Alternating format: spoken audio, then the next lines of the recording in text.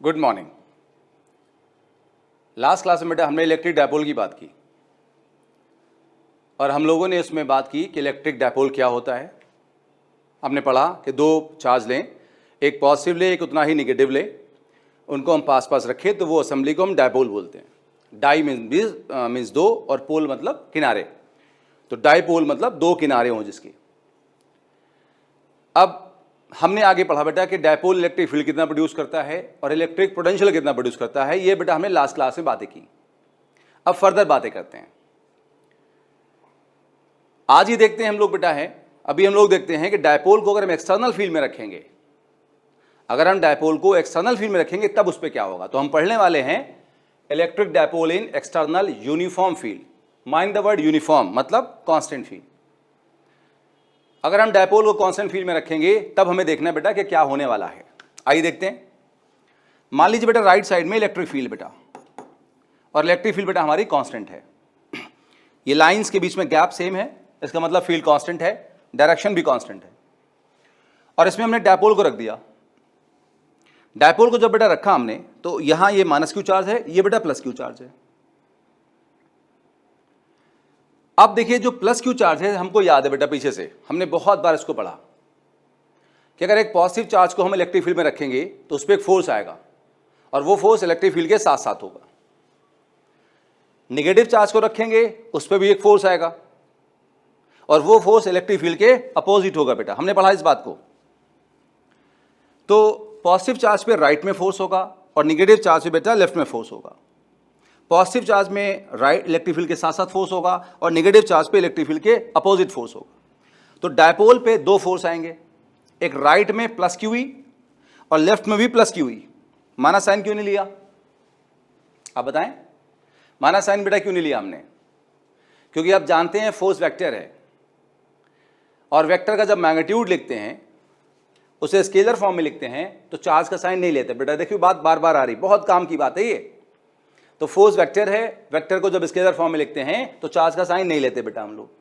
तो लेफ्ट में भी प्लस क्यू ही होगा और राइट में भी प्लस क्यू ही, वैल्यू वाइज प्लस क्यू होगा ना। जितना राइट होगा उतना ही बेटा क्या होगा, लेफ्ट होगा।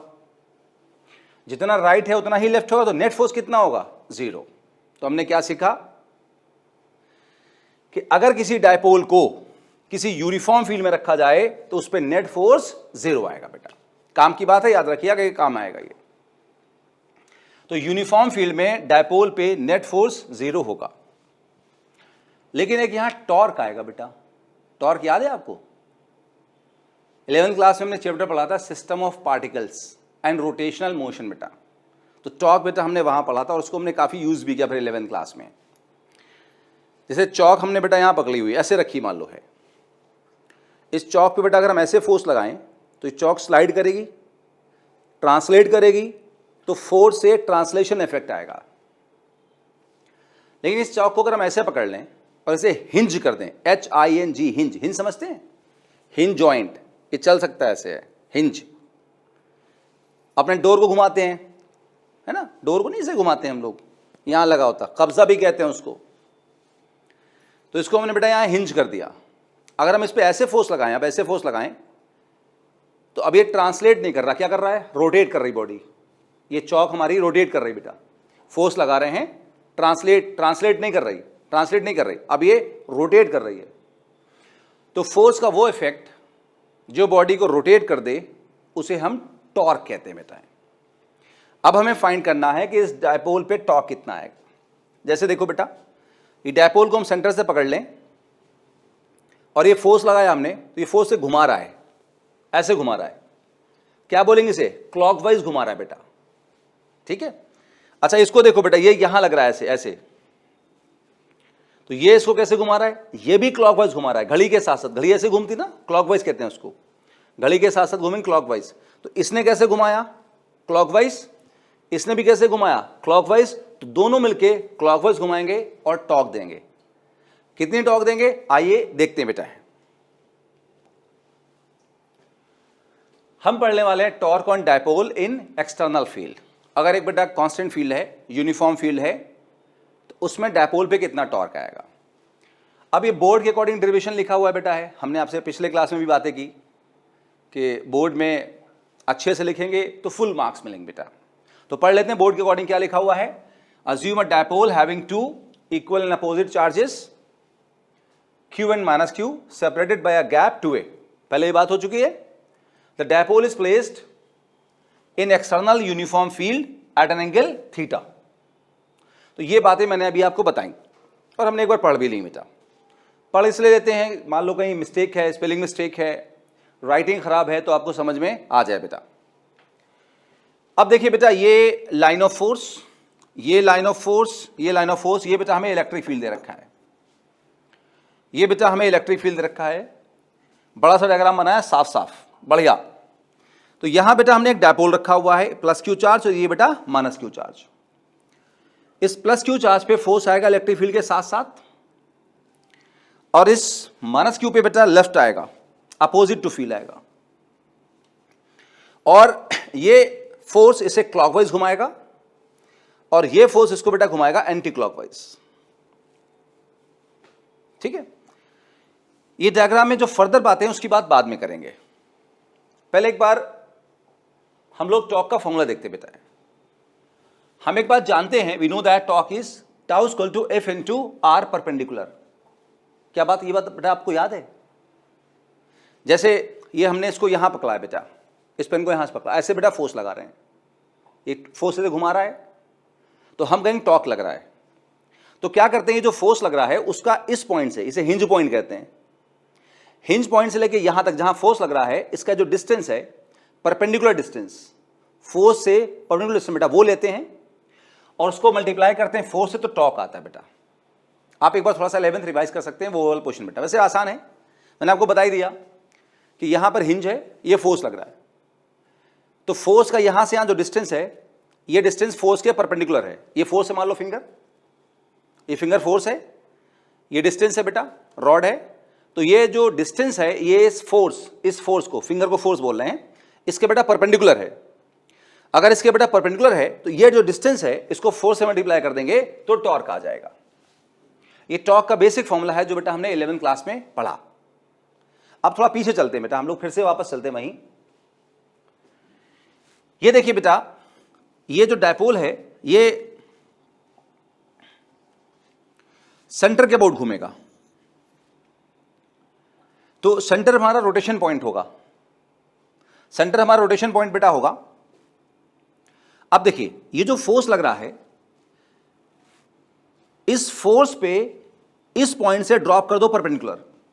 उसके लिए क्या कर सकते हो आप, इसको पीछे ला सकते हो आप,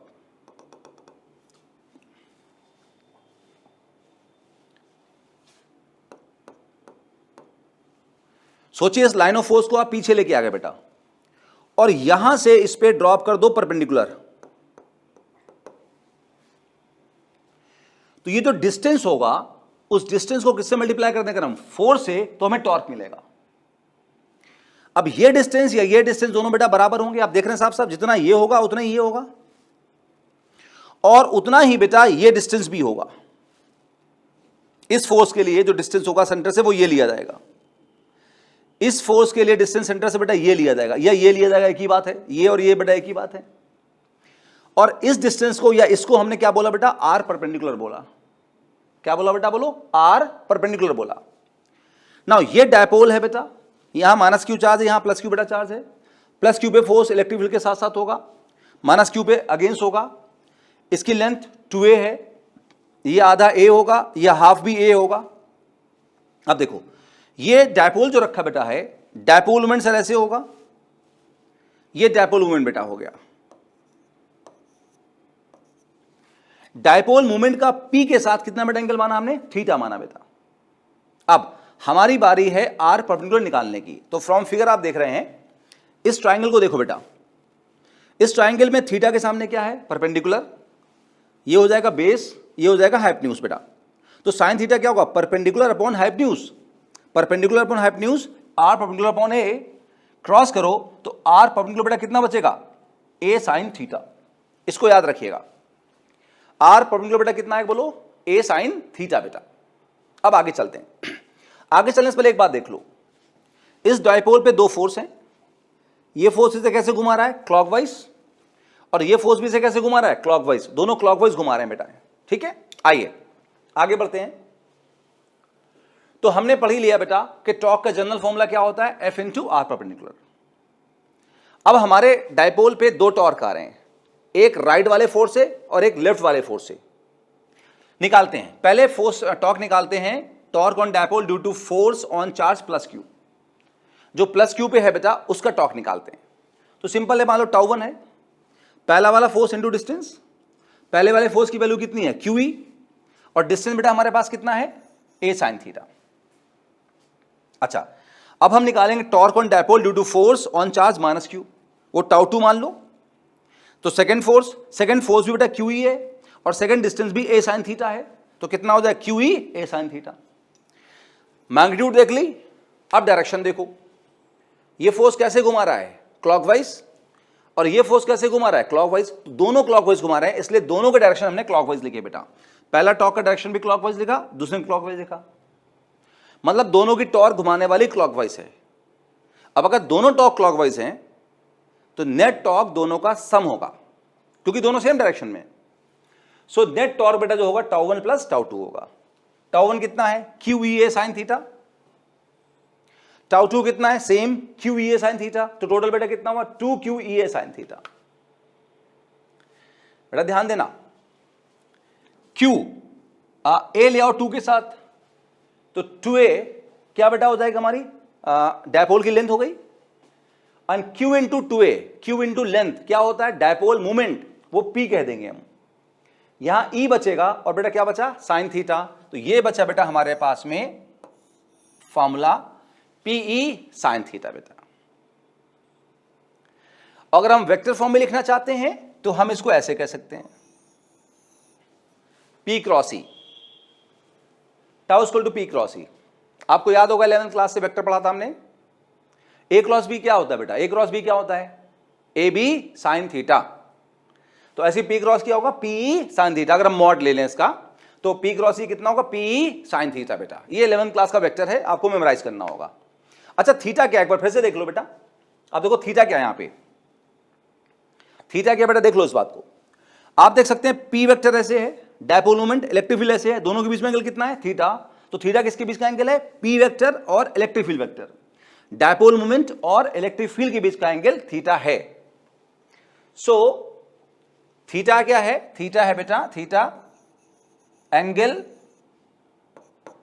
between P vector and E vector. अब फॉर्मूला बेटा हमें याद कर लेना है कि टॉर्क का फॉर्मूला क्या होता है P साइन थीटा, और बेटा वेक्टर फॉर्म में क्या होता है P क्रॉस E बेटा।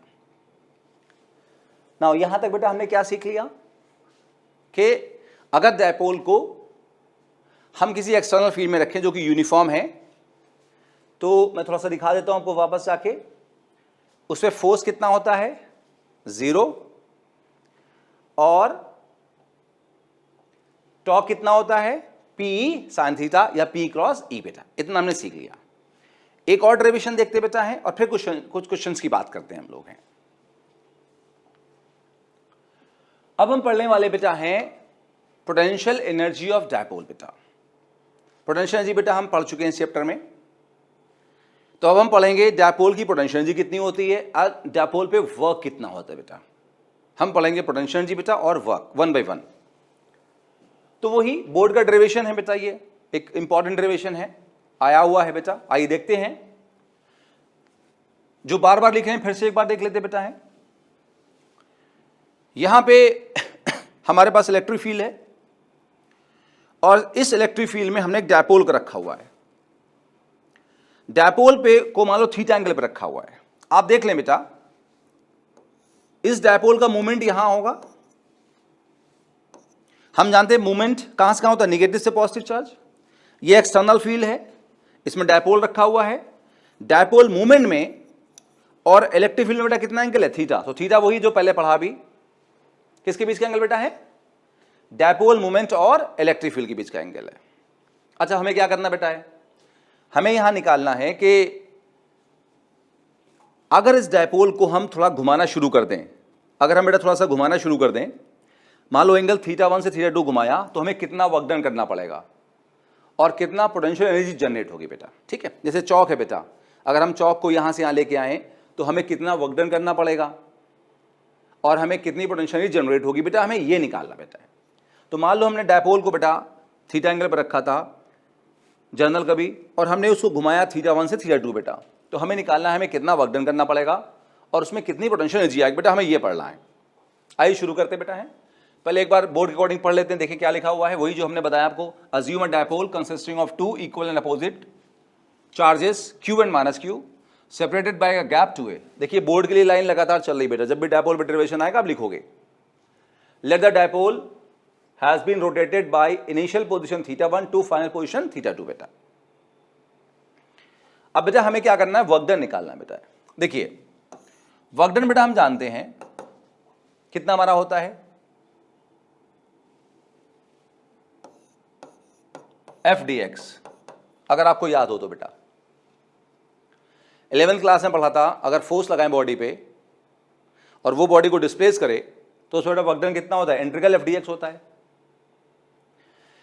ये तो तब होगा जब बॉडी लीनियरली डिस्प्लेस हो, यहां बॉडी का लीनियर डिस्प्लेसमेंट नहीं हो रहा है, बॉडी रोटेट कर रही है। तो रोटेशन के लिए बेटा फॉर्मूला लेंगे हम लोग टाउ डी थीटा।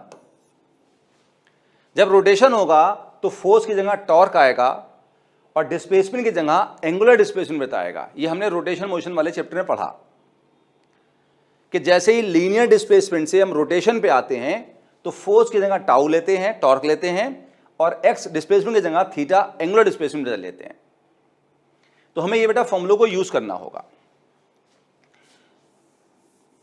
अब जैसे अगर हम एक्सटर्नल वर्क डन बेटा ले रहे हैं, हमें एक्सटर्नल वर्क डन निकालना होगा, तो हम कहेंगे जो एक्सटर्नल वर्क डन बेटा होगा वो tau external into D theta होगा। एक्सटर्नल वर्क डन लेंगे तो एक्सटर्नल टाउ लेंगे इंटू डी थीटा होगा। तो work done in rotating dipole very slowly या वेरी वेरी स्लोली। तो मान लो हमने डायपोल को बहुत धीरे धीरे बेटा मूव कराया और बहुत धीरे धीरे मूव कराने में हमें उसका वर्क डन निकालना है, कितना होगा। तो हम कहेंगे अगर हमें एक्सटर्नल फोर्स का वर्क डन निकालना है तो हम यहां एक्सटर्नल टॉर्क लेंगे इंटू डी थीटा। तो इंटीग्रेशन समझते हैं, अगर वेरिएबल कहीं हमें तो हम इंटीग्रेट करते हैं, कांस्टेंट तो इंटीग्रेट नहीं करते हम लोग हैं। तो वर्क डन होगा बेटा tau external into D theta बेटा। अब एक चीज देखिए यहां पे, जैसे सपोज करिए हम इस डायपोल को एंटी क्लॉकवाइज बेटा घुमा रहे हैं, ध्यान देना बेटा। तो अपने हाथ से पकड़ के घुमा रहे हैं मान लो बेटा, तो हमारा हाथ इसको एंटी क्लॉकवाइज घुमा रहा है। हमारा हाथ इसके लिए एक्सटर्नल फोर्स है तो एक्सटर्नल टॉर्क देगा। तो एक्सटर्नल टॉर्क बेटा कैसा होगा, एंटी क्लॉकवाइज। ये समझ आया बेटा। अब देखो जो हमारा इलेक्ट्रिकल फोर्सेस लग रहे हैं इस पे हैं, ये इलेक्ट्रिकल फोर्स इसको ऐसे घुमा रहा है, कैसे घुमा रहा है, क्लॉकवाइज, और ये भी बेटा कैसे घुमा रहा है, क्लॉकवाइज। तो इलेक्ट्रिकल टॉर्क बेटा कैसी लग रही है, क्लॉकवाइज। इलेक्ट्रिकल टॉर्क क्लॉकवाइज लग रही है, और हम जो इसे घुमा रहे हैं बेटा वो कैसे घुमा रहे हैं, एंटी क्लॉकवाइज। तो एक्सटर्नल टॉर्क जो हम लगा रहे हैं वो एंटी क्लॉकवाइज है, और जो इलेक्ट्रिकल टॉर्क बेटा वो कैसी है, क्लॉकवाइज है। तो अगर बहुत धीरे धीरे रोटेट कर रहे हैं तो हम कह सकते हैं टाउ एक्सटर्नल जो बेटा होगा वो टाउ इलेक्ट्रिकल के बराबर होगा। कि मेरी बात समझ पाए बेटा आप, जो टाउ एक्सटर्नल होगा वो टाउ इलेक्ट्रिकल के बराबर होगा। अगर आप बहुत धीरे धीरे घुमा रहे हैं, जैसे यहां देखो बेटा, हमने इस पे फोर्स लगाया ऊपर, एक इस चौक पे एक्सटर्नल फोर्स ऊपर लगाया, नीचे कौन सा फोर्स लग रहा है, mg। तो अगर हम बहुत धीरे धीरे मूव कर रहे हैं तो कहेंगे जो हमारा एक्सटर्नल फोर्स लग रहा है वो mg के बराबर होगा। तो जिस तरह से यहां से एक्सटर्नल फोर्स mg बराबर होगा, ऐसे ही यहां एक्सटर्नल टॉर्क इलेक्ट्रिकल टॉर्क के बराबर होगी। और इलेक्ट्रिकल टॉर्क बेटा हम यहां पढ़ चुके बेटा, कितनी पढ़ चुके हैं बताओ, Pe sin थीटा। तो वापस आते हैं, हम कहेंगे एक्सटर्नल टॉर्क जो है वो इलेक्ट्रिकल के बराबर है, और बेटा वो हमारे पास कितनी है, Pe sin theta into D theta. और कहां से कहां हमने घुमाया उसको, θ1 से θ2 बेटा। इनिशियल एंगल θ1 से θ2 बेटा हमने घुमा दिया। अब आगे आते हैं, P को बाहर निकाल लेते हैं। अच्छा आपको याद होगा बेटा कि साइन थीटा का इंटीग्रेशन कितना होता है, माइनस कॉस थीटा। नहीं तो याद कर लीजिए, अगर नहीं आता तो याद कर लें, माइनस कॉस थीटा। और ये आपने ब्रैकेट लगाया, लिमिट्स लगाया इंटीग्रेशन के बेटा। θ1 से शुरुआत की थी लोअर लिमिट, θ2 तक गए थे फाइनल लिमिट। ना माइनस साइन को बेटा बाहर ले आओ, बाहर ले आए, आप जानते हैं पहले अपर लिमिट पुट करते हैं cos थीटा 2 माइनस आता है आप जानते हैं, फिर लोअर लिमिट पुट करो तो cos थीटा 1 बेटा। ना माइनस साइन को जब अंदर ले जाओ बेटा तो ये वाला तो माइनस हो जाएगा और ये वाला बेटा क्या हो जाएगा प्लस, तो क्या हो जाएगा बताओ cos theta 1 minus cos theta 2, ये आ गया बेटा डायपोल को घुमाने में किया गया काम। आइए इस फॉर्मूले को याद कर लेते हैं। अगर डायपोल को थीटा 1 थीटा 2 बेटा घुमाएंगे तो जो वर्क डन करना होगा वो होगा P cos theta 1 minus cos theta 2। समझ में आया बात बेटा कि डायपोल को जब भी किसी एक्सटर्नल फील्ड में घुमाते हैं तो उस पर जो काम किया गया वो इतना किया गया है। अब बात करते हैं बेटा है पोटेंशियल एनर्जी की बेटा। चलिए बढ़ते आगे। Since the dipole has been rotated very slowly so kinetic energy zero, ये मैं बता चुका हूं आपको। डायपोल को बेटा हमने बहुत धीरे धीरे घुमाया है, डायपोल को बहुत हम आराम से घुमा रहे हैं। जैसे इस चौक को बहुत धीरे धीरे लेके आए तो इसकी वेलोसिटी बेटा कितनी हो जाएगी, जीरो हो जाएगी। काइनेटिक एनर्जी बेटा कितनी हो जाएगी, जीरो। तो ये तो हमने पहले आपको बता दिया था कि डायपोल को बहुत धीरे धीरे घुमाया गया बेटा। अगर डायपोल को बहुत धीरे धीरे घुमाएंगे तो उसकी काइनेटिक एनर्जी बेटा कितनी हो जाएगी, जीरो। अच्छा 11th क्लास का बेटा फॉर्मूला याद करिए, इसको बेटा हमने बार बार यूज किया बेटा है external work done equal to K2 plus U2 minus K1 plus U1 बेटा। हमने अभी 12th में भी सर इसको यूज किया, मेमोराइज करें इंपॉर्टेंट है। नाउ अब हमें निकालना है वर्क डन से पोटेंशियल एनर्जी बेटा, तो हमने इस फॉर्मूले को यूज कर लिया। चलिए पुट करते हैं। वर्क डन बेटा एक्सटर्नल कितना है, P cos theta 1 minus cos theta 2। बहुत धीरे धीरे मूव कराया तो काइनेटिक एनर्जी बेटा कितनी हो गई हमारी, जीरो। तो क्या बचा U2 माइनस U1, तो K2 K1 तो जीरो हो गए और ये बच गया U2 माइनस U1 बेटा। देखो नाउ इस U2 माइनस U1 को बेटा यहां लेके आ जाओ, ठीक है। अब इसको देखो बेटा, जैसे यहां देखो बेटा जब P अंदर जाएगा तो cos थीटा 1 तो प्लस में आएगा और cos थीटा 2 बेटा किस में आएगा, माइनस में। तो यहां देखिए थोड़ा जगलिंग है, मैथमेटिक्स जगलिंग बेटा है। इसको जब इसके साथ लागू तो आएगा माइनस P cos थीटा 2, कितना आएगा, माइनस P cos थीटा 2। और cos थीटा बेटा किस में आ रहा है, प्लस में, तो हमने लिखा minus of minus P cos theta 1। Minus minus क्या हो जाएगा, प्लस हो जाएगा।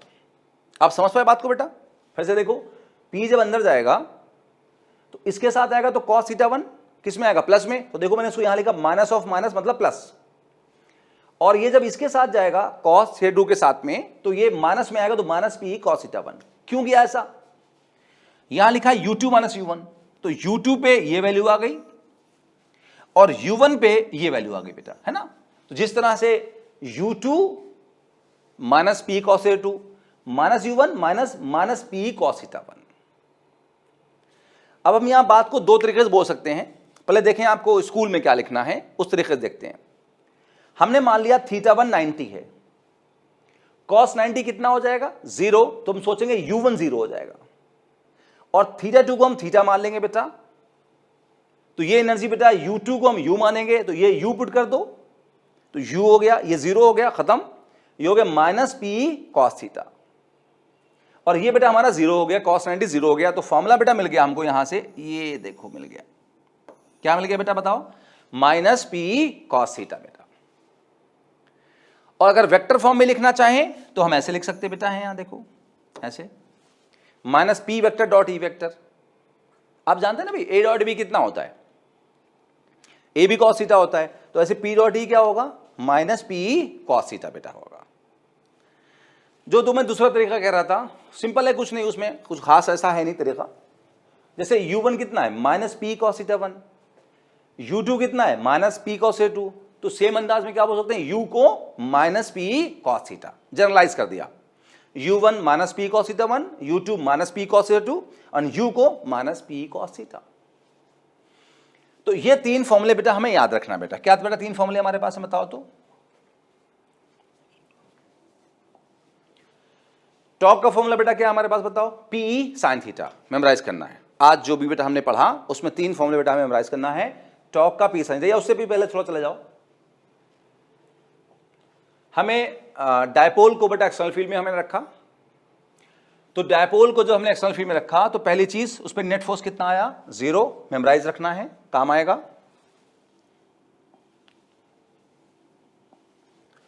उस पर टॉर्क बेटा कितना आएगा, पी साइन थीटा, मेमोराइज कर लीजिए, पी साइन थीटा आएगा।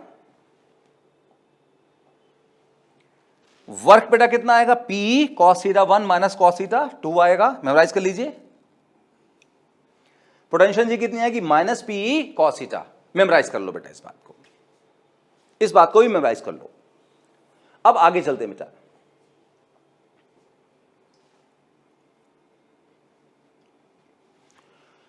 और हमने बेटा जो पढ़ा है आइए उसको अप्लाई करते हैं बेटा। हम लोग जो है कुछ क्वेश्चंस देखते बेटा हैं, हमने 3 फॉर्मूले याद कर लिए, वो फिर से याद कर लेते हैं।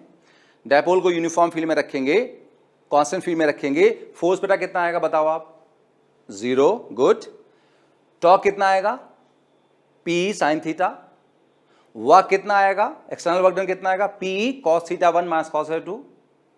और चौथी बात पोटेंशियल जी कितनी आएगी, माइनस पी कॉस थीटा। ये 4 चीजें आपको याद रखना है, काम आएंगी बेटा। अब आओ क्वेश्चन देखो बेटा, ये एक डायपोल रखा हुआ बेटा ओरिजिन पे, इलेक्ट्रिक फील्ड राइट है और वो राइट साइड में इंक्रीज कर रही है, राइट साइड में इंक्रीज कर रही है, मतलब अपने डायरेक्शन में इंक्रीज कर रही है। तो कैसी फील्ड होगी, कांस्टेंट होगी, वेरिएबल होगी? आप जानते हैं वेरिएबल होगी बेटा, क्यों, क्योंकि वो अपने साथ साथ इंक्रीज कर रही है। कह दिया उसने ना बेटा इंक्रीज कर रही, तो कांस्टेंट तो हो ही नहीं सकती अगर इंक्रीज कर रही है तो वो इंक्रीजिंग फील्ड है अलोंग इट्स डायरेक्शन। तो डायपोल क्या करेगा बेटा, ऑप्शन इस तरह से है कि भाई राइट जाएगा या लेफ्ट जाएगा, ऊपर जाएगा या नीचे जाएगा, और उसी में ऑप्शन मिक्स कर दिए, क्लॉकवाइज घूमेगा या एंटी क्लॉकवाइज घूमेगा। तो आपको 2 बातें बताना है, एक ट्रांसलेशन के लिए और एक रोटेशन के लिए बेटा। ट्रांसलेशन कहां होगा, राइट लेफ्ट होगा, अप डाउन होगा, और रोटेशन कैसा होगा, क्लॉकवाइज होगा या एंटी क्लॉकवाइज होगा बेटा। क्वेश्चन पढ़ लेते हैं एक बार। A dipole is placed in non uniform, मतलब वेरिएबल जो बेटा मैंने आपसे कहा था, वेरिएबल फील्ड में field increasing along X axis, मतलब ऐसे बढ़ रही बेटा है, as shown what will be its motion, मतलब उसका मोशन कैसा होगा, ट्रांसलेशन कैसा होगा, रोटेशन कैसा होगा। ट्रांसलेशन समझते हैं बेटा, जो चलते हैं तो ट्रांसलेशन, घूमते हैं तो रोटेशन, हमें सब पता है। सीधे चलना ट्रांसलेशन, घूमना रोटेशन, सबको पता ही बात है। आइए सर देखते हैं। देखिए ये जो हमारे पास में पॉजिटिव चार्ज है, जो नेगेटिव चार्ज बेटा है, इन पे फोर्सेस आएंगे बेटा। आइए देखते हैं कैसे आएंगे। इस वाले पे फोर्स राइट आएगा, पॉजिटिव चार्ज पे फोर्स इलेक्ट्रिक फील्ड के साथ साथ होता है QE, और नेगेटिव चार्ज पे जो फोर्स होता है वो इलेक्ट्रिक फील्ड के अपोजिट होता है बेटा, तो इस पे फोर्स लेफ्ट आएगा। अब यहां एक चीज देखिए बेटा, माइनस साइन नहीं लेंगे क्योंकि फोर्स वेक्टर है, और वेक्टर की जब मैग्नीट्यूड लिखते हैं, स्केलर फॉर्म में लिखते हैं, तो चार्ज का साइन कभी नहीं लेते हैं, ध्यान रखना बेटा हमें। नाउ यहां थोड़ी सी मिस्टेक है। क्या मिस्टेक है, हमने फील्ड यहां भी E लिख दी और यहां भी लिख दी, जबकि उसने कहा वेरिएबल फील्ड होगी। तो इस जगह पर मान लो फील्ड हमारी बेटा E1 है, और इस जगह बेटा हमारी फील्ड मान लो कितनी है, E2 है। इस पूरी जगह पे E1 है और इस पूरी जगह पे E2 है। फील्ड ऐसे बढ़ती हुई चली आ रही है, अलोंग एक्स एक्सिस फील्ड बढ़ रही है।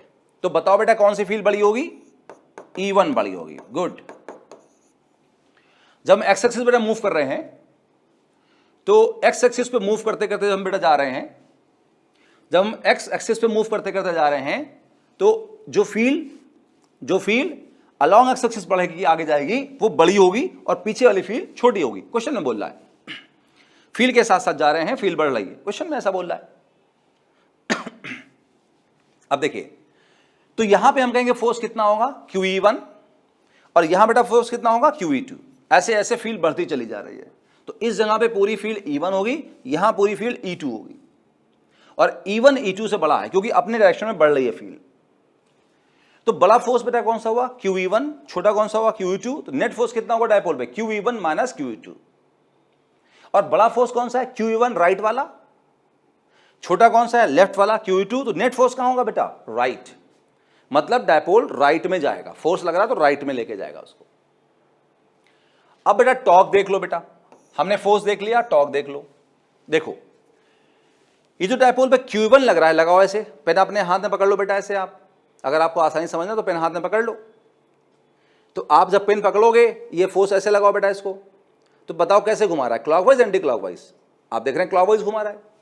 अच्छा यहां लगाओ फोर्स, पेन ऐसे पकड़ो और यहां लगाओ फोर्स, तो ये कैसे घूम रहा है बताओ बेटा, क्लॉकवाइज। तो दोनों फोर्स मिलकर क्लॉकवाइज घुमा रहे हैं, तो टॉर्क बेटा विल बी क्लॉकवाइज। टॉर्क बेटा हमारी क्लॉकवाइज आ गई ना। फोर्स कहां लग रहा है, राइट, तो ट्रांसलेशन राइट होगा। और टाउ बेटा कैसा है, क्लॉकवाइज, तो रोटेशन बेटा कैसा होगा, क्लॉकवाइज होगा बेटा। फिर से देखें, फोर्स राइट है तो ट्रांसलेशन राइट होगा, और टॉर्क क्लॉकवाइज है तो रोटेशन बेटा क्लॉकवाइज होगा। तो आंसर आ गया, dipole will translate towards right and rotate clockwise. बेटा क्या मेरी बात समझ पे बेटा? नाउ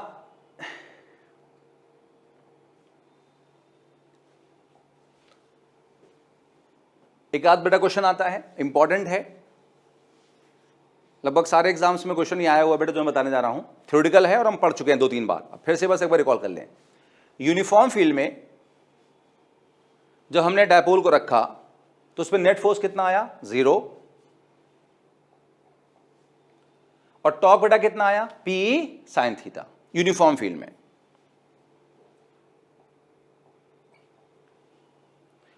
ये क्वेश्चन किया बेटा, ये फील्ड बेटा कैसी है, नॉन यूनिफॉर्म।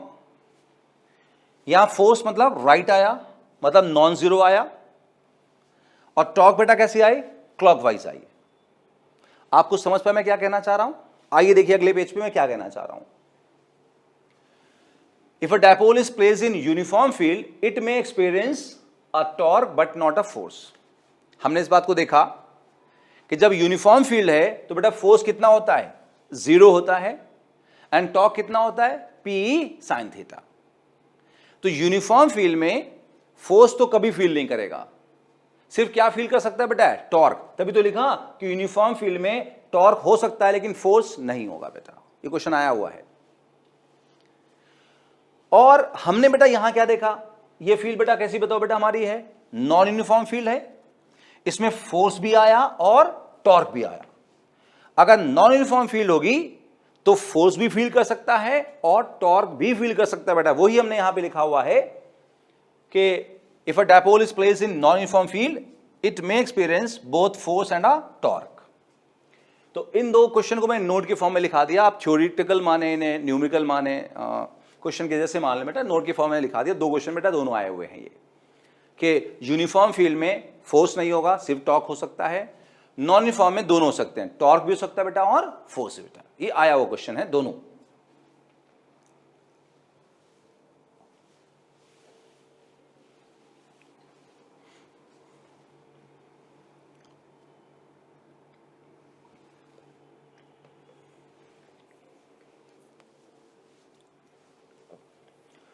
अब बेटा क्वेश्चन ये है यहां पर हमारे पास में कि ये इलेक्ट्रिक फील्ड बेटा हमारे पास है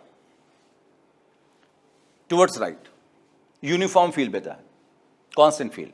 अच्छा जब तक बेटा नहीं कहा देखो डायपोल के बारे में, तो हमेशा हमें फील्ड को कांस्टेंट मान के चलना है। जब तक वो ये ना कह दे कि फील्ड वेरिएबल है, नॉन यूनिफॉर्म है, तब तक फील्ड को कांस्टेंट ही मानना है, यूनिफॉर्म ही मानना है बेटा है, ठीक है। अगर मैंने नहीं कहा या वैसे भी एग्जामिनर ने भी, तो यूनिफॉर्म फील्ड मान के चलते हैं। तो फील्ड बेटा मान लो राइट में हमारे पास है, एक डायपोल ऐसे रखा हुआ है ऐसे, और इसको बेटा हमने क्या किया, 180 से ऐसे घुमा दिया। जब अगर 180 से बेटा घुमा देंगे, बताओ वर्क डन कितना करना पड़ेगा। कुछ समझ आया बेटा, ये इलेक्ट्रिक फील्ड थी, ये डायपोल था रखा हुआ, इसको 180 से घुमा दिया, तो बताओ कितना वर्क डन करना पड़ेगा। आइए क्वेश्चन पढ़ लेते हैं, क्या है बेटा, find the work done in rotating dipole by 180 degree in the figure shown. तो क्वेश्चन शॉर्ट में लिखा दिया, बाकी मैंने आपको समझाई दिया बेटा। तो डायरेक्ट फॉर्मूला बेस्ड क्वेश्चन है भाई। वर्क डन का फॉर्मूला क्या होता है बेटा बताओ, P cos theta 1 minus cos theta 2। Formula रट लो भाई, बिल्कुल अच्छे से याद कर लो कि work done by external force कितना होता है, P cos theta 1 minus cos theta 2। ये सिंपल फॉर्मूला याद करना है आपको। थीटा 1 क्या है बेटा, पी और ई के बीच का इनिशियल एंगल। थीटा 2 बेटा क्या है, पी और ई के बीच का फाइनल एंगल बेटा। बात समझ आई बेटा, ये इनिशियल एंगल है पी और ई के बीच में, और ये बेटा क्या है, फाइनल एंगल है। ये पीछे बता चुका हूं किसके बीच का एंगल होता है, वो यहां भी साफ साफ दिख रहा है, पी और ई के बीच का एंगल होता है। नाउ देखिए बेटा, इलेक्ट्रिक फील्ड राइट है, डायपोल मूवमेंट ऊपर है, तो ये एंगल हो गया θ1। जरा बताओ कितना हो गया, 90। फिर डायपोल को हमने घुमा दिया बेटा ऐसे, ये यहां मूवमेंट हो गया, P ऐसे हो गया। अब हम E और P के बीच का एंगल लेंगे बेटा। अच्छा एक बात मैं आपको याद दिला दूं बेटा, जैसे मान लो एक ये P हमारे पास है, लेट अज्यूम, और ये बेटा E है, इनके बीच में दो एंगल बन रहे हैं, एक ये और एक ये। तो अगर P और E के बीच का एंगल लिया जाए तो कौन सा लोगे, ये वाला लोगे या ये वाला लोगे? हमेशा ये वाला एंगल लेंगे बेटा आप, छोटा वाला। जब भी दो वेक्टर के बीच का एंगल लेते हैं बेटा, हमेशा छोटा एंगल लेते हैं उनके बीच का, कभी बड़ा एंगल नहीं लेते हैं, हमेशा छोटा एंगल लेते हैं। ये यहां बैठाना बात को है, अगर आपको याद नहीं थी तो। ये आपका E और ये P है, दो एंगल बन रहे हैं बेटा, एक तो ये बड़ा एंगल बन रहा है और एक बेटा छोटा बन रहा है। ये कितना एंगल होगा जब बताओ बेटा, 90। तो P और E के बीच का इनिशियल एंगल θ1 90 है, और E और P के बीच का जो फाइनल एंगल है वो भी सर हमारा 90 है। तो θ1 90, θ2 90, cos 90 0, cos 90 0। बताओ आंसर बेटा कितना हुआ, 0। ध्यान रखें ये एंगल ऑफ रोटेशन नहीं है, θ1 θ2 एंगल ऑफ रोटेशन नहीं है, ये P और E के बीच का एंगल है, इनिशियल और फाइनल। E राइट P ऊपर, initial angle θ1, E right P नीचे, तो P और E का फाइनल एंगल θ2। रोटेशन नहीं लेना है हमें कि 180 रोटेट किया, वो थोड़ी लेते हैं, यहां लेते हैं कि जो एंगल है इनिशियल एंगल P और E के बीच का और जो फाइनल एंगल है। तो मान लो समझ में आ गया बेटा, बिल्कुल आसान है, बिल्कुल आसान चीज बेटा है।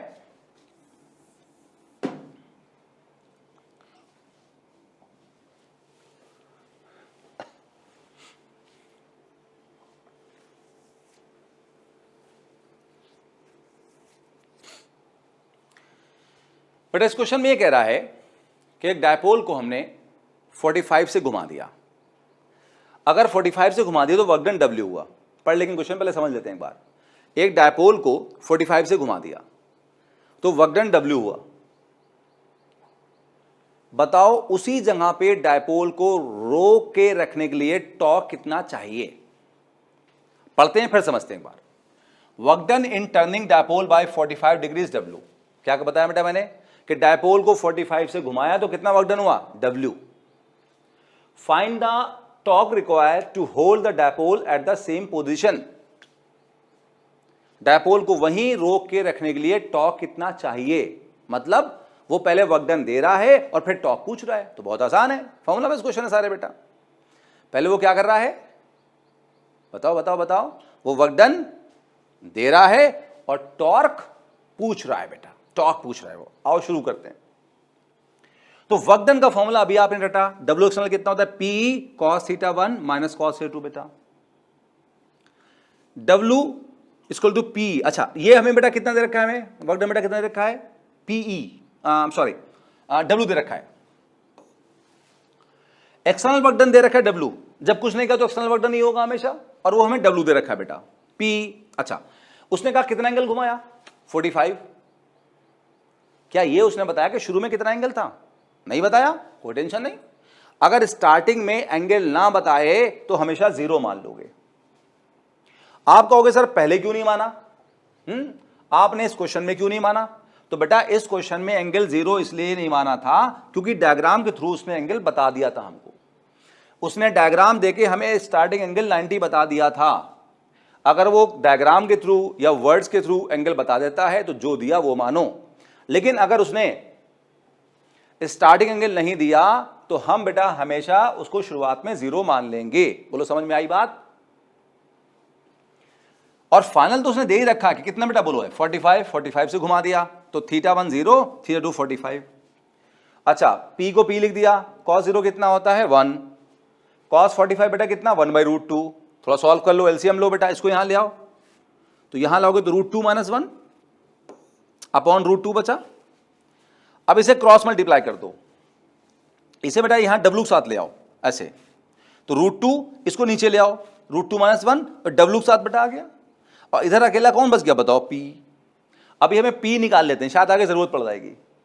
तो P कितना आ गया, √2 अपॉन √2 - 1 इंटू W। चलो आगे बढ़ते हैं बेटा। अब हमें टॉर्क निकालना है, फाइंड द टॉर्क। इतने टॉर्क बताओ कि डायपोल को वहीं रोक सके। समझ आई बात बेटा? सो टाउ का फॉर्मूला क्या होता है? P sine theta. आपको अच्छे से याद है बेटा फॉर्मूला, ये हमने पीछे अभी याद किया था। टाउ का फॉर्मूला क्या होता है? P sine theta. अच्छा, क्वेश्चन में पी तो दिया ही था, लेकिन हमने यहां निकाल लिया। कितना निकाल लिया? √2 अपॉन √2 माइनस 1 इंटू डब्ल्यू। तो ये उठा के हमने यहां पुट कर दिया। और कितने एंगल पे घुमा के ले गए थे? 45, तो थीटा 45 पुट कर दिया। अच्छा भाई, साइन 45 कितना होता है? 1/√2। ये सबको पता है बेटा, 1/√2। और ये तो ऐसे पुट कर दिया। √2 क्या करेगा? कैंसिल कर जाएगा। यहां डब्ल्यू बचेगा और यहां क्या बचेगा? √2 माइनस 1 बेटा। तो ये हमारा फाइनल आंसर आ गया, रिक्वायर्ड टॉर्क आ गया कि जो डायपोल को वहां रोक के रख सके, अगर हमें वर्क डन दिया है तो। बेटा डायपोल के बेटा मोर देन 95% क्वेश्चन किसी भी एग्जाम के हो बहुत आसान होते हैं। टफेस्ट क्वेश्चन भी आज तक जो है बेटा वो सारे बेटा आसान होते हैं। ज्यादातर सब फॉर्मूला बेस ही होते हैं।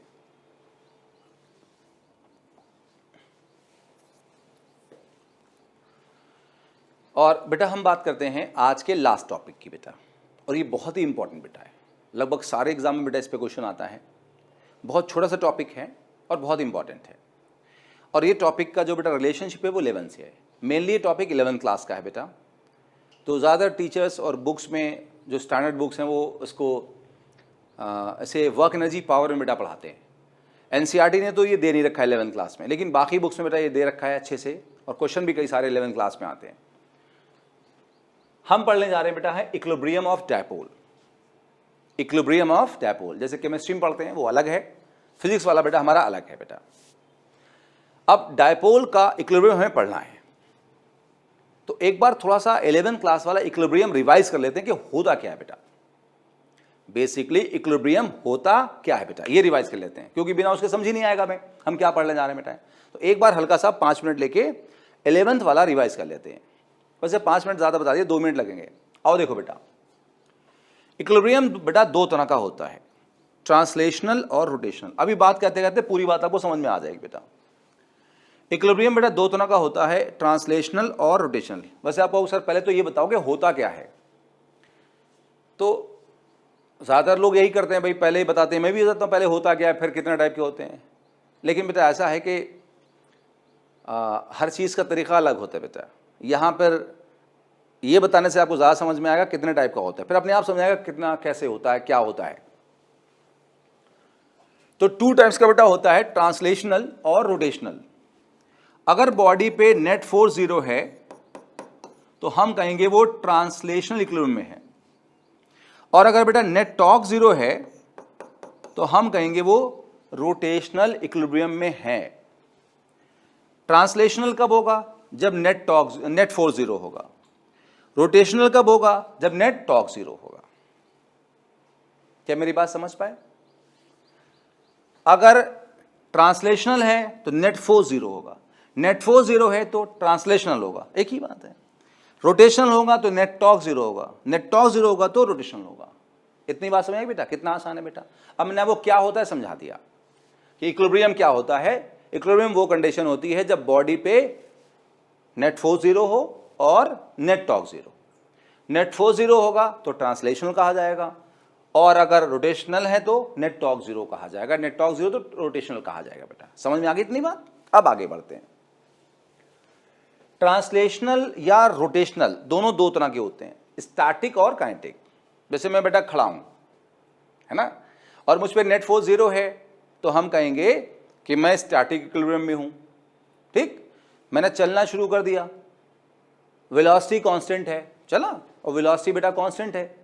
अगर वेलोसिटी कांस्टेंट है और मैं चल रहा हूं तो हम कहेंगे भाई एक्सेलरेशन 0 है और नेट फोर्स भी कितना है? 0 है, तो भाई काइनेटिक कहा जाएगा। काइनेटिक मतलब चलना, आप जानते हैं।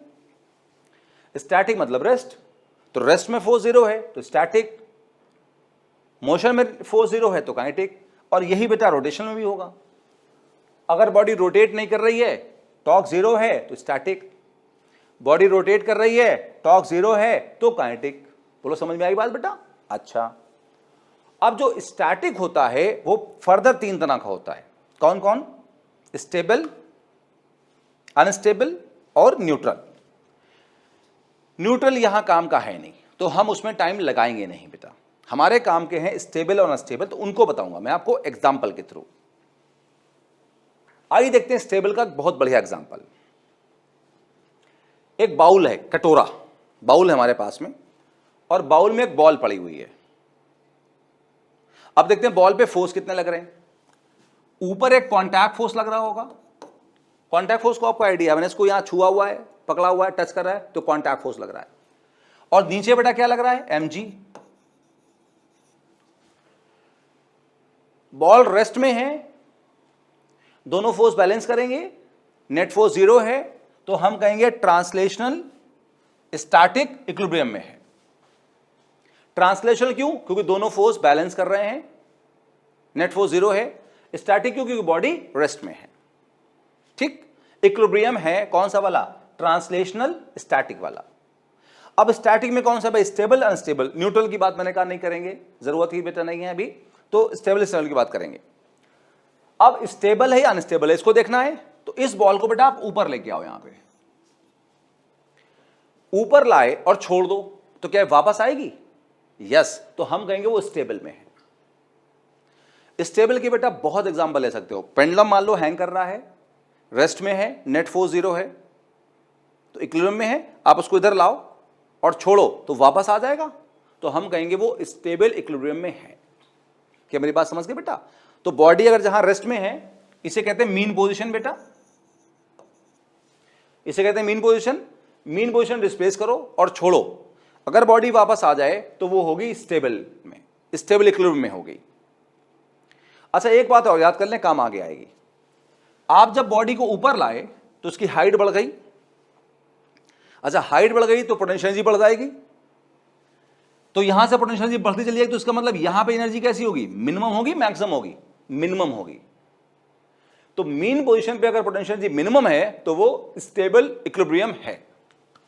बात समझ गए बेटा। तो हमें दो तरीके से यहां पहचान लेना है, बॉडी रेस्ट में है तो इक्विलिब्रियम में है, उसको डिस्प्लेस करो और छोड़ो, वापस आए तो स्टेबल, या मीन पोजीशन पे अगर एनर्जी मिनिमम है तो भी स्टेबल कहेंगे। अनस्टेबल क्या होता है, इसी बाउल को, इसी कटोरे को उल्टा कर दो, ठीक है, उस पर एक बॉल रख दो बेटा। अब देखो इस पे क्या होगा, इस पे कॉन्टैक्ट फोर्स ऊपर होगा और mg बेटा बोलो कहां होगा, नीचे होगा। दोनों फोर्स बैलेंस कर रहे होंगे, नेट फोर्स 0 होगा, तो यहां इक्विलिब्रियम होगा। कौन सा होगा, उसको देखो बेटा। इसको अगर डिस्प्लेस करके आप यहां ले आओ तो क्या बॉल वापस आएगी, नहीं, बॉल आगे दौड़ लगा देगी। अगर बॉडी को डिस्प्लेस किया, उसने आगे दौड़ लगा दी, तो वो अनस्टेबल में कही जाएगी। एग्जाम्पल के तौर पे बॉटल खड़ी है टेबल पे, बॉटल, अगर आप उसे धक्का दे दोगे तो बॉटल गिर जाएगी, वापस नहीं आएगी, अनस्टेबल इक्विलिब्रियम में है वो। समझ गए बात को बेटा। अब आगे ध्यान दो, यहां पर जब इस बॉल को आप नीचे ला रहे हैं तो आप जानते हैं उसकी जो पोटेंशियल एनर्जी mgh है वो घट रही है। अगर पोटेंशियल एनर्जी बेटा घटेगी, अगर पोटेंशियल एनर्जी घटेगी तो उसका मतलब यहां कैसी होगी, मैक्सिमम होगी। तो मैक्सिमम वाला केस बेटा कौन सा बोलो, अनस्टेबल वाला। अब इस बात को आप याद कर लें, हमें काम आएगा बेटा।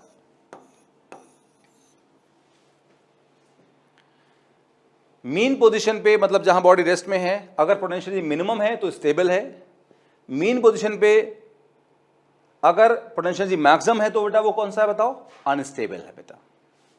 तो ये एक छोटा सा ओवरव्यू आ गया हमारा इक्विलिब्रियम का बेटा। अब हम तैयार हैं डायपोल को पढ़ने के लिए बेटा, ठीक है।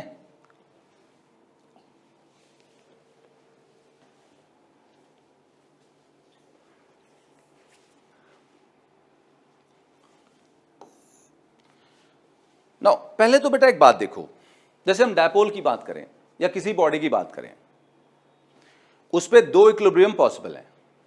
कौन कौन सा, ट्रांसलेशनल और रोटेशनल। तो डायपोल में भी दो पॉसिबल है। कौन कौन सा भाई, ट्रांसलेशनल और रोटेशनल। डायपोल की बात की जाए तो आज हमने बेटा स्टार्टिंग में पढ़ा कि यूनिफॉर्म फील्ड में डायपोल पे फोर्स कितना होता है,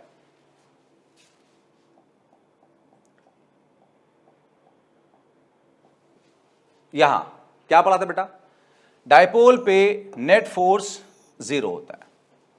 यूनिफॉर्म फील्ड मान के चलेंगे, अगर कुछ नहीं कहा मैंने, यहां कहा यूनिफॉर्म फील्ड मानेंगे, तो डायपोल पे यूनिफॉर्म फील्ड में फोर्स कितना होता है, 0।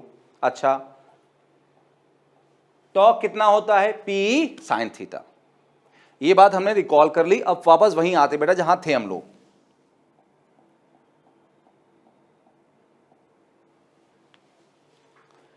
वहीं आ गए भाई हम। तो फोर्स बताओ बेटा कितना हमारे पास है, 0 है नेट फोर्स ऑफ कोर्स, और टॉर्क बेटा कितना है, पी साइन थीटा।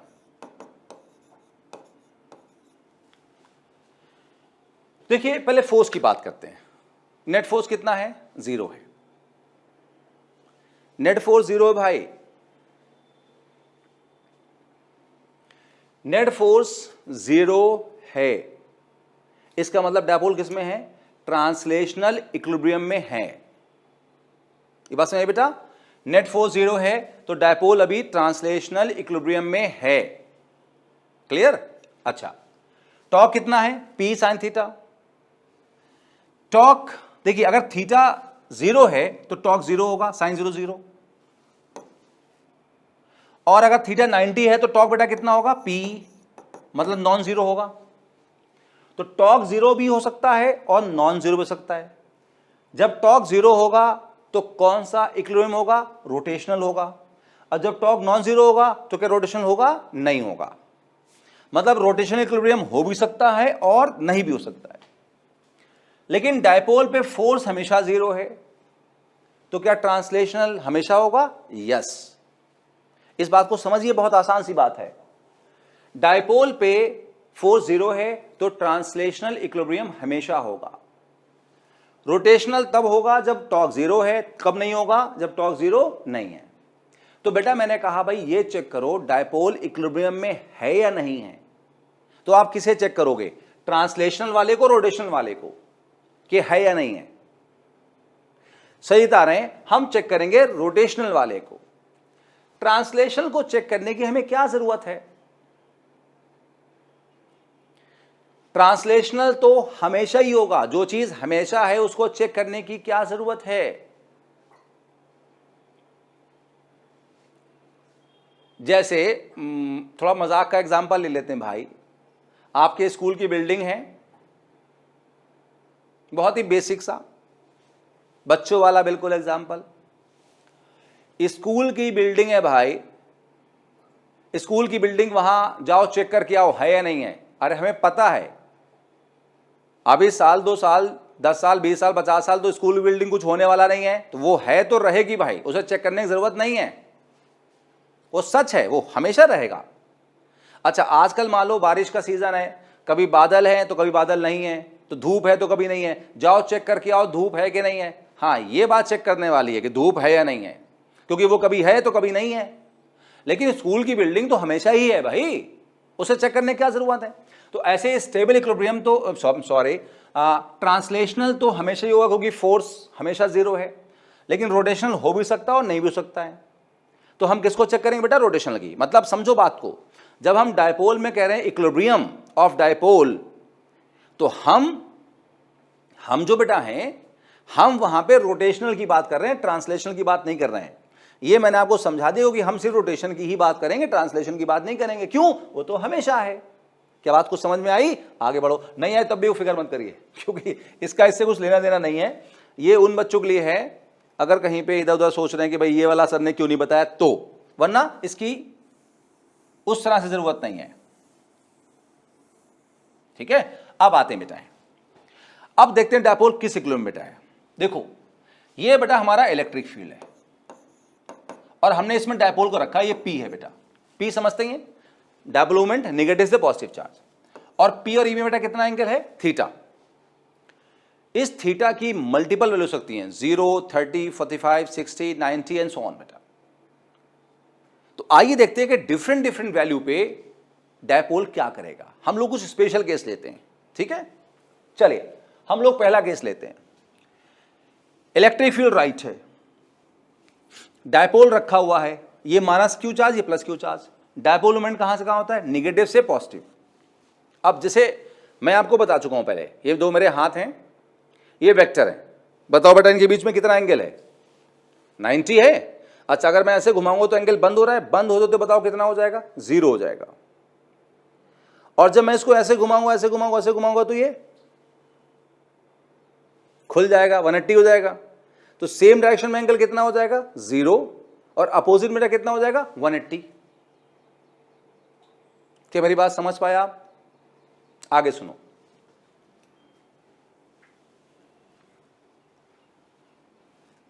यहां पर इलेक्ट्रिक फील्ड राइट है, डायपोल मोमेंट राइट, तो उनके बीच में एंगल बेटा कितना होगा? थीटा बताओ। 0 होगा। और देखो 0 पे क्या होगा? टाउ कितना है? P sine theta. थीटा कितना बेटा? 0। साइन 0 इज 0, तो ये 0 हो गया। टाउ 0 हुआ, इसका मतलब क्या हुआ? इक्विलिब्रियम एग्जिस्ट कर रहा है। बेटा शॉर्ट में लिखा मैंने इक्विलिब्रियम, इक्विलिब्रियम एग्जिस्ट कर रहा है। तो जब भी इक्विलिब्रियम पे बेटा क्वेश्चन है तो पहले चेक करो कि वहां इक्विलिब्रियम है या नहीं है। तो भाई हमने चेक कर लिया, टॉर्क 0 है, इक्विलिब्रियम एग्जिस्ट कर रहा है। अब कौन सा है हमें यह चेक करना है, तो हम दो तरीके से याद हमने उसे चेक कर सकते हैं। एक किससे? फिजिकल डिस्प्लेस करो बॉडी को, और एक किससे? पोटेंशियल एनर्जी से। यहां देखो, हमने कहा अगर स्टेबल होगा तो एनर्जी कैसी होगी? मिनिमम, और अनस्टेबल होगा तो कैसी होगी? मैक्सिमम। या हमने कहा डिस्प्लेस करो और छोड़ो, वापस आया तो स्टेबल, डिस्प्लेस करो और दौड़ गए आगे तो अनस्टेबल। सीखा कि नहीं सीखा बेटा हमने? अब इसी बात पे आओ वापस। देखो हम एनर्जी वाले मेथड से जाएंगे बेटा अभी, ठीक है, और फिर डिस्प्लेस करने वाला मेथड में अगले क्वेश्चन में बताऊंगा आपको। अब हमने बेटा क्या किया? यहां पे पोटेंशियल एनर्जी, क्या फॉर्मूला होता है? Minus P cos theta. Theta कितना है? 0, कॉस 0 कितना होगा? 1, तो कितना बचा? Minus P. माइनस मतलब मिनिमम, तो ये एनर्जी मिनिमम हो गई। मिनिमम किस केस में होती है बताओ बेटा? स्टेबल। तो ये केस हो गया बेटा स्टेबल का। पूछते हैं एग्जाम में, बताओ स्टेबल इक्विलिब्रियम कब होगा? कब होगा? जब डायपोल मोमेंट इलेक्ट्रिक फील्ड के साथ साथ होगा, तो वो स्टेबल इक्विलिब्रियम का केस होगा। पूरा समझाया बेटा मैंने आपको। कम समझ में आया तो उस पर और एफर्ट लगाओ, और बढ़िया समझ में आएगा बेटा। अगला केस लिया हमने, इलेक्ट्रिक फील्ड राइट है बेटा, डायपोल जिस तरह से रखा है, डायपोल मोमेंट निगेटिव से पॉजिटिव चार्ज की तरफ होगा। इलेक्ट्रिक फील्ड राइट है, डायपोल मोमेंट लेफ्ट है, तो एंगल कितना हुआ? 180 हो गया। नाउ अब हम पहले चेक करेंगे इक्विलिब्रियम है कि नहीं है, और फिर चेक करेंगे कौन सा है। तो पहले बेटा हम टॉर्क चेक करेंगे। टाउ कितना होता है? P sine theta. थीटा बेटा कितना है? 180। साइन 180 कितना होता है? 0। आपको याद होगा, नहीं यार तो देख लो, यहां बता दिया मैंने। तो टॉर्क कितना हो गया? 0। अच्छा टॉर्क अगर 0 है इसका मतलब क्या बेटा? इक्विलिब्रियम एग्जिस्ट कर रहा है। अब कौन सा है ये चेक करने के लिए क्या करोगे आप बेटा? यहां देखो, u कितना है? Minus P cos theta. So theta 180 लो, कॉस 180 याद है आपको? बताओ कितना होता है? कॉस 180 होता है -1, -1 इंटू माइनस प्लस पी मतलब मैक्सिमम वैल्यू बेटा, और मैक्सिमम मैंने किससे बताया था? अनस्टेबल में। So answer is unstable. तो हमने क्या सीखा बेटा? अगर डायपोल मोमेंट इलेक्ट्रिक फील्ड के साथ साथ है तो स्टेबल होता है, अगर डायपोल मोमेंट इलेक्ट्रिक फील्ड के अगेंस्ट है तो बेटा क्या होता है? अनस्टेबल होता है। तो हमने सीख लिया डायपोल स्टेबल में कब होता है और अनस्टेबल में बेटा कब होता है। अब बात करते हैं एक और बस केस की। इलेक्ट्रिक फील्ड राइट है, डायपोल मोमेंट ऊपर है बेटा, तो बताओ दोनों में कितना एंगल होगा? 90। ठीक है, टाउ कितना होगा? P sine theta. थीटा कितना? 90। साइन 90 कितना? 1, तो कितना बचा? पी। पीई मतलब 0 नहीं होगा। 0 नहीं होगा तो क्या बोलोगे? Equilibrium does not exist. अरे भाई यहां पे स्टेबल अनस्टेबल की तो नौबत ही नहीं आएगी, वो तो तब आएगी ना जब एग्जिस्ट करेगा। तो यहां से एक बात समझ लो बेटा कि पहले ये चेक करना होता है इक्विलिब्रियम वाले क्वेश्चन में कि इक्विलिब्रियम है भी या नहीं है। अगर है तो कौन सा है, और नहीं है तो फिर नहीं है। अब उसमें कौन सा है तो मतलब ही नहीं है सर। बोलो बात समझ में आ गई? यस। इस पे बस थोड़ा सा और बेटा और हम क्लास खत्म करने वाले हैं। एक डेरिवेशन देख लेते हैं, एक फॉर्मूला जैसा भी बेटा वहां से आएगा। इंपॉर्टेंट डेरिवेशन भी है, इंपॉर्टेंट फॉर्मूला भी है, उस पर बेस क्वेश्चन आते हैं डायरेक्ट। और देखते हैं क्या है फॉर्मूला।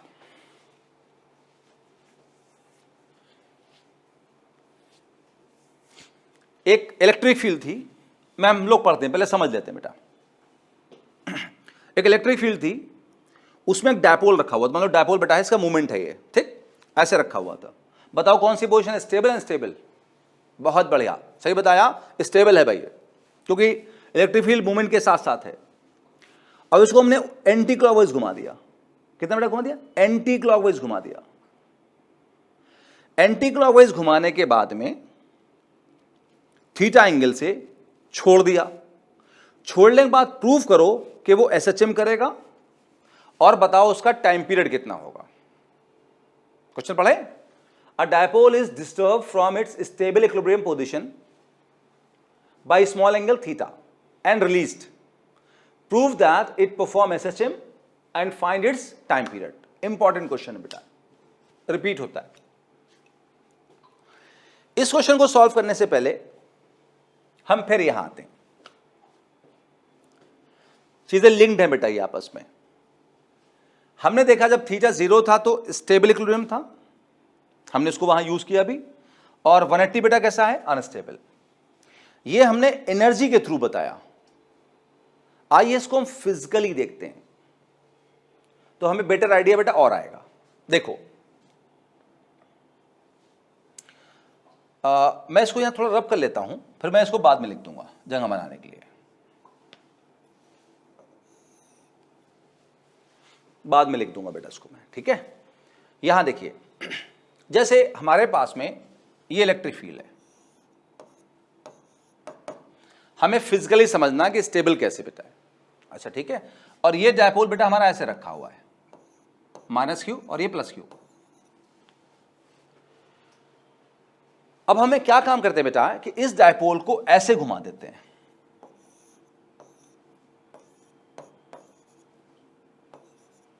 हमने इसको ऐसे घुमा दिया, ये था बेटा ऐसे, हमने इसको ऐसे घुमा दिया, हमने एंटी क्लॉकवाइज अपने हाथ से पकड़ के घुमा दिया इसको, ठीक है। हमने इसे अपने हाथ से पकड़ के एंटी क्लॉकवाइज घुमा दिया। बोलो समझ में आई बात बेटा?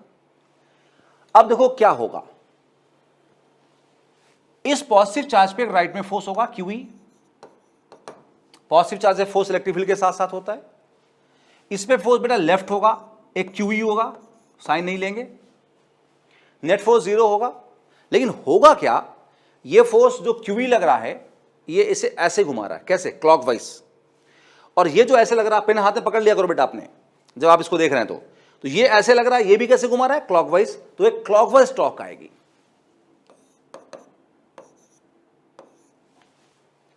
हमने इसे बेटा कैसे घुमाया था? Anti clockwise. टॉर्क बेटा कैसे आई? क्लॉकवाइज। तो टॉर्क उसको वापस लेके आएगी और वापस लाके अलाइन करेगी। यही तो बताया था बाउल में। अब बाउल में यहां पे क्या है, हमने इस बॉल को यहां रखा है, इसको अगर हम यहां लेके आएंगे तो इस पे जो फोर्सेस लगेंगे वो उसको वापस लेके आएंगे, और वापस लाएंगे तो बेटा बताओ कौन सा होगा? स्टेबल होगा। अब जरा इसको देखो, ये बॉल जब यहां वापस आएगी तो क्या रुक जाएगी? नहीं, ओवरशूट कर जाएगी, यहां पर आएगी, फिर आगे रुक जाएगी। क्या रुकी रहेगी? नहीं, फिर ये यहां आएगी, फिर ओवरशूट करेगी। तो ये ऐसे ऐसे करेगी, और ऐसे ऐसे मोशन को क्या बोलते हैं? Oscillatory motion. और उसका स्पेशल केस क्या होता है? सिंपल हार्मोनिक मोशन बेटा। समझ में आई बात कुछ? तो ये स्टेबल इक्विलिब्रियम बेटा क्यों है? क्योंकि ये वापस ला रहा है, टॉर्क इसको वापस ला रहा है, तो स्टेबल है। अब देखते हैं कि एसएचएम कैसे होगा। देखो, फिर ये कुछ देर में घूम के बेटा यहां आएगा। जब यहां आएगा तो ये टॉर्क जो है इसकी वेलोसिटी को बढ़ा देगी, इसकी एंगुलर वेलोसिटी को बढ़ा देगी। जब ये यहां वापस आएगा तो ये रुकने वाला नहीं, यहां पे है, ओवरशूट करेगा। तो ये बेटा घूम के यहां आ जाएगा ऐसे, ये माइनस क्यू और ये बेटा प्लस क्यू। देखे ना, ये प्लस क्यू यहां आ गया और ये माइनस क्यू ऊपर पहुंच गया बेटा ना। अब ये चलता हुआ बेटा ऐसे आ रहा है, लेकिन होगा क्या, इस प्लस क्यू पे ऐसे फोर्स होगा, इस माइनस क्यू पे बेटा ऐसे फोर्स होगा, और ये जो फोर्स होगा उस पे ऐसे टॉर्क देगा, ऐसे, और ये जो फोर्स होगा बेटा इस पे ऐसे टॉर्क देगा। मतलब टॉर्क बेटा कैसे लगेगा? Anti clockwise. तो जब ये चल के यहां आ रहा होगा, यहां से नीचे उतरेगा, तो टॉर्क बेटा इसमें ऐसे लगेगा। टॉर्क जब ऐसे लगेगा तो इसके मोशन को अपोज करेगा और लाके रोक देगा। क्या ये रुके रहेगा? नहीं, ये टॉर्क उसको फिर से वापस लेके जाएगा। और फिर वही काम होगा सर, तो ये ऐसे ऐसे यहां पर ऑसिलेट करता रहेगा। तो मोशन बेटा कैसा होगा इसका, बोलो? ऑसिलेटरी मोशन होगा बेटा, ऑसिलेटरी मोशन होगा। और हमें प्रूव करना है कि वो एसएचएम बेटा है। इक्विलिब्रियम बेटा कौन सा है, बोलो? स्टेबल। दूसरा भी देख लेते हैं एक बार हम लोग।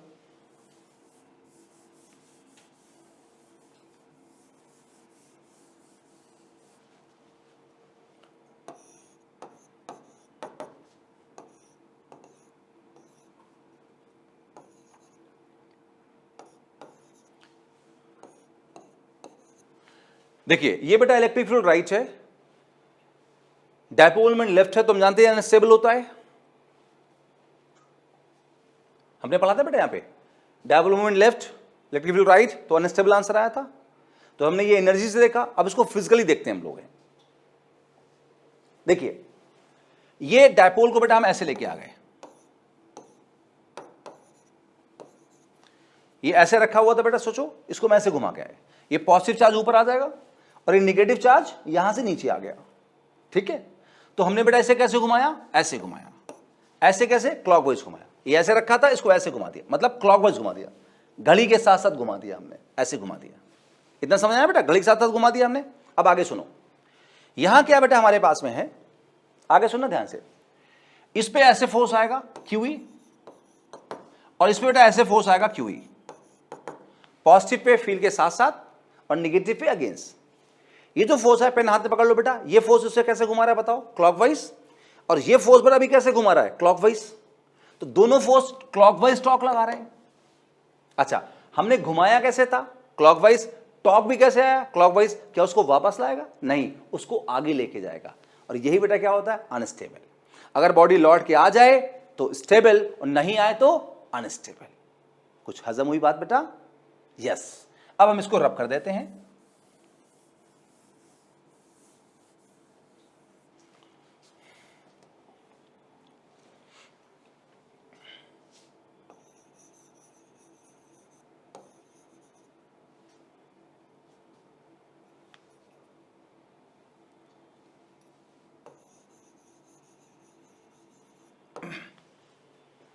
आइए सर, हमें यह प्रूफ करना था कि इसका मोशन एसएचएम होगा और हमें टाइम पीरियड बेटा फाइंड करना था। हम वापस आते हैं क्वेश्चन बेटा, अपने वापस आते हैं। जो क्वेश्चन बेटा हमारे पास में था, ये इलेक्ट्रिक फील्ड थी, डायपोल ऐसे रखा हुआ था, प्लस क्यू चार्ज राइट था, माइनस क्यू लेफ्ट था। इसको बेटा हमने एंटी क्लॉकवाइज घुमाया। तो एंटी क्लॉकवाइज अपने हाथ से पकड़ के बेटा घुमाया, तो एंटी क्लॉकवाइज में इस पे हमें टॉर्क लगाना पड़ेगा, उससे बोलेंगे हम एक्सटर्नल टॉर्क बेटा। बोलो समझ में आई बात बेटा? अच्छा, अब यहां से जब बेटा हमने इसको ऐसे घुमाया, तो अपने हाथ से पकड़ घुमाया, तो हमने एंटी क्लॉकवाइज घुमाया, एंटी क्लॉकवाइज हमें टॉर्क दी, इससे बोलेंगे एक्सटर्नल टॉर्क।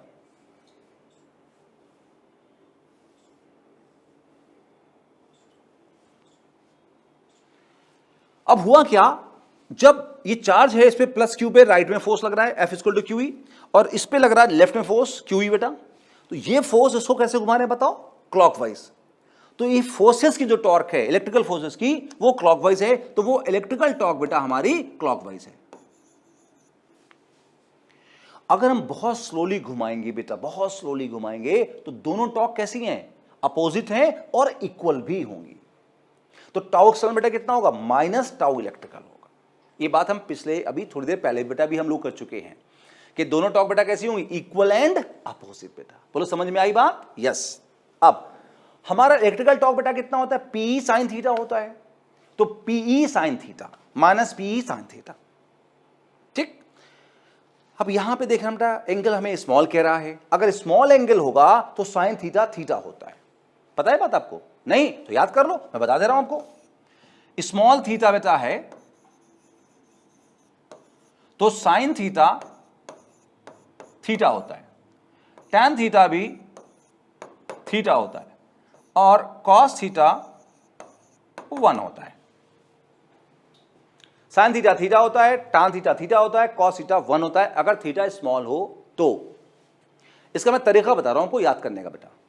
आप सबको टेबल याद है, साइन 0 कितना होता है 0, टैन 0 कितना होता है 0, कॉस 0 कितना होता है 1। कुछ देर के लिए मेरी बात मान के 0 को स्मॉल एंगल थीटा मान लो। नाउ अब समझो, साइन जीरो को स्मॉल एंगल थीटा मान लिया आपने, sine zero is zero, zero को थीटा मानो, sine theta is theta, tan zero is zero, tan theta is theta, cos zero is one, cos theta is one. आया समझ में? Yes. तो अगर थीटा स्मॉल है तो साइन थीटा कितना होगा? थीटा। तो साइन थीटा को थीटा पुट किया तो क्या है? Minus P theta. अब इसका मतलब बेटा क्या हुआ? टाउ जो एक्सटर्नल बेटा है वो प्रोपोर्शनल टू क्या है बोलो? माइनस थीटा है। आप देखिए यहां पे हमारे पास में टाउ कितना है? Minus P theta. पी कैसा है? कांस्टेंट। तो टाउ क्या हुआ? Proportional to minus theta. Tau proportional to बेटा क्या हुआ? Minus theta. इसका मतलब क्या होगा? एसएचएम होगा। ये हम 11th क्लास में पढ़ चुके बेटा है कि टॉर्क प्रोपोर्शनल टू अगर माइनस थीटा होता है तो वो सिंपल हार्मोनिक मोशन होता है। फिलहाल आपको याद करना पड़ेगा, मानना पड़ेगा अगर आपको याद नहीं है तो। ठीक है, मान ली मेरी बात बेटा इस टाइम, अगर आपको याद नहीं है, याद है तो बहुत बढ़िया बेटा है। अब हमने प्रूफ कर लिया, अब हमें टाइम पीरियड निकालना है। अब देखो टाइम पीरियड कैसे निकालेंगे। 11th क्लास का बेटा फॉर्मूला देखो, tau equal to I alpha. Tau torque, I moment of inertia और अल्फा है एंगुलर एक्सेलरेशन बेटा। ये 11th क्लास के फॉर्मूले कंपलसरी बेटा, ये बोर्ड का डेरिवेशन है बेटा, आपको करना ही पड़ेगा और ये मानना ही पड़ेगा, समझना ही पड़ेगा बेटा। टफ ऑफ कुछ नहीं होता, आपको रिकॉल करना पड़ेगा। 11th यूज होगा 12th में कुछ कुछ, वो बताता रहूंगा मैं आपको। Tau torque, I moment of inertia बेटा, अल्फा है एंगुलर एक्सेलरेशन। टाउ कितना निकला था? Minus P theta. अभी पिछले बेटा निकाला हमने, जस्ट पीछे निकाला था minus P theta. I moment of inertia, alpha होता है माइनस ओमेगा स्क्वायर थीटा बेटा। ये सब 11th की बातें हैं। ओमेगा है angular frequency of oscillation, angular frequency of oscillation बेटा। थीटा है एंगुलर डिस्प्लेसमेंट। नाउ आगे सुनो, अब माइनस माइनस कैंसिल हो जाएगा, थीटा थीटा कैंसिल हो जाएगा, आई को नीचे लाओ तो पी बाई आई आया, और स्क्वायर का रूट लोगे तो under root P by I आया बेटा। इसी से जगलिंग करके आ जाएगा बेटा। जो टाइम पीरियड होगा वो 2 पाई बाई ओमेगा होगा। जब इस ओमेगा को यहां पुट करो तो ये उल्टा हो जाएगा, तो टाइम पीरियड बेटा कितना आएगा? आई रट लेते हैं, 2 pi under root I by P बेटा, 2 pi under root I by P. I moment of inertia, P dipole moment और ई इलेक्ट्रिक फील्ड। सो इसे बेटा आप अच्छे से याद कर लें, इसे बेटा आप अच्छे से याद कर लें, फॉर्मूले को, काम की चीज है। और हम लोग इसको थोड़ा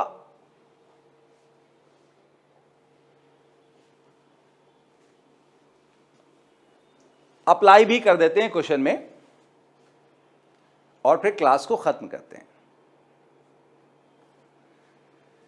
यहां पर बहुत बढ़िया क्वेश्चन है, टिक लगाने वाला जस्ट, लेकिन थोड़ा समझना पड़ेगा। इलेक्ट्रिक फील्ड दे रखी बेटा है, उसी के साथ डायपोल दे रखा था इस तरह से।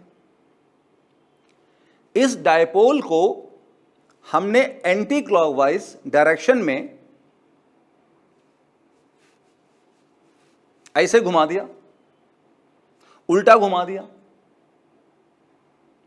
डायपोल को ऐसे घुमा दिया हमने, उल्टा घुमा दिया,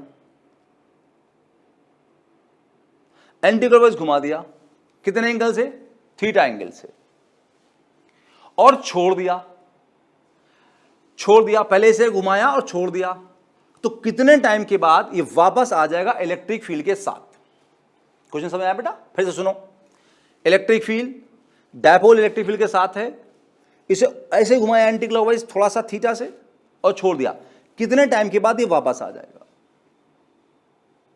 समझ बेटा? आइए पढ़ते हैं। अ dipole is rotated by small angle theta from its stable equilibrium.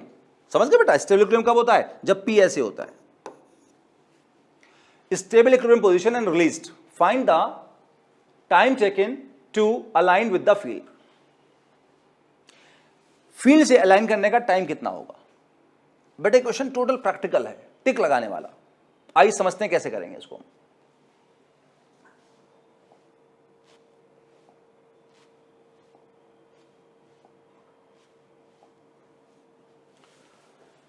देखिए बेटा, यहां पे हम जानते हैं, हमने इसे एंटी क्लॉकवाइज घुमाया, इस पे फोर्स राइट लगेगा QE, इस पे फोर्स भी राइट लगेगा QE, ये एक टॉर्क देगा कैसे, क्लॉकवाइज, ये भी कैसे देगा, क्लॉकवाइज, वो टॉर्क इसको वापस लेके आएगी,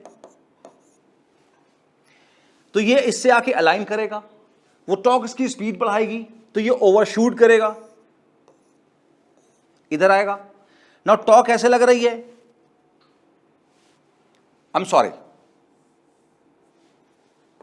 ये टॉर्क यहां से लग रही, स्पीड बढ़ा रही थी, जब ये यहां आएगा बेटा तो ये प्लस क्यू चार्ज है, इस पे ऐसे फोर्स होगा, इस पे इधर फोर्स होगा माइनस क्यू पे, जब ये नीचे आएगा तो ये फोर्स यहां क्यू ऐसे होगा, इस पे ऐसे होगा, तो अब देखो क्या होगा, ये टॉर्क ऐसे होगा, ये टॉर्क ऐसे होगा, दोनों टॉर्क ऐसी होंगी, एंटी क्लॉकवाइज होंगी, ये चल के ऐसे आ रहा है।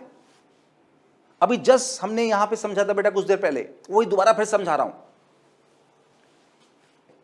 फिर से एक बात देख लो, हमने पहले इसको यहां से एंटी क्लॉकवाइज घुमाया ऐसे, तो इस पे फोर्स राइट, इस पे लेफ्ट आया, इसने हमें टॉर्क क्लॉकवाइज दिया, वो टॉर्क वापस लाएगा, स्पीड बढ़ा के यहां तक लाएगा, यहां से ओवरशूट करेगा, नीचे की तरफ आएगा, जब ये नीचे आएगा इस पे फोर्स राइट लग रहा है, इस पे फोर्स लेफ्ट लग रहा है, अब जो टॉर्क है वो एंटी क्लॉकवाइज हो जाएगा, पहले यहां कैसे था क्लॉकवाइज, अब यहां कैसे हो एंटी क्लॉकवाइज, ये टॉर्क इस मोशन को अपोज करेगा, रोक देगा, क्या रुका रहेगा, नहीं, तो ये वापस जाएगा, ये बेटा वापस जाएगा, यहां से स्पीड बढ़ेगा, क्या रुक जाएगा, नहीं, फिर वापस जाएगा, फिर यहां जाकर रुकेगा, और इस तरह बेटा ये ऑसिलेट करता रहेगा। मोशन कैसा होगा, सिंपल हार्मोनिक, जो हमने पहले प्रूफ किया।